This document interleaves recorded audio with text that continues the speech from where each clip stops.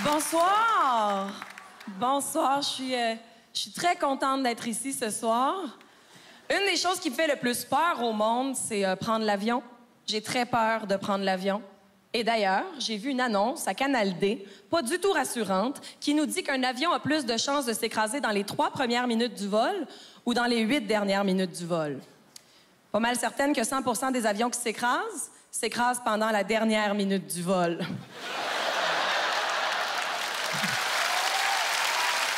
J'ai fait mes recherches.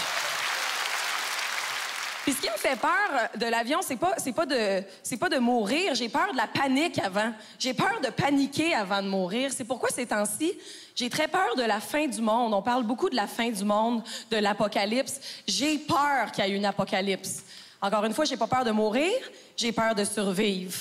Parce que s'il y a une apocalypse, là, et que tout est à rebâtir, on va avoir besoin des médecins pour sauver des vies. On va avoir besoin des ingénieurs pour reconstruire des structures qui se tiennent. Mais moi, la gang, je suis humoriste. Je sers à fuck all. Avez-vous déjà regardé Walking Dead? Il n'y a aucun personnage d'humoriste là-dedans. En situation de danger, personne fait « Oh mon Dieu, y a-t-il un humoriste dans la salle? Kevin est en train de se faire manger le visage, puis on aimerait ça trouver ça drôle. » Non. En situation de danger, les humoristes, on les tue puis on les mange. Il y a beaucoup de viande après Mario Jean, pareil.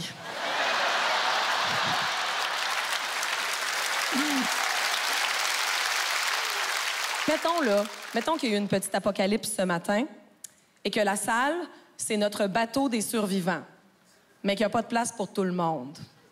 Qui c'est qu'on garde?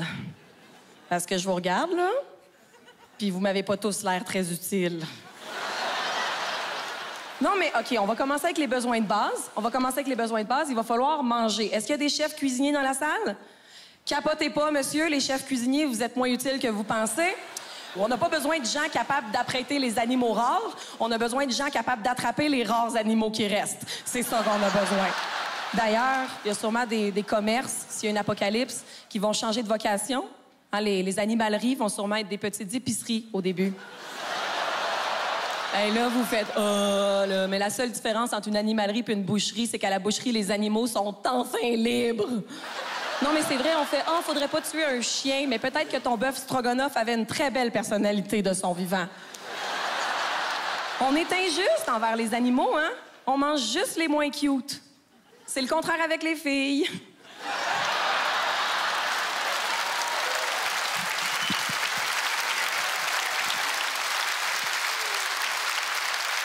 Moi non plus, je ne suis pas utile sur le bateau. La masseuse est plus utile que moi parce que ça doit vraiment être stressant, la fin du monde. Faut relaxer.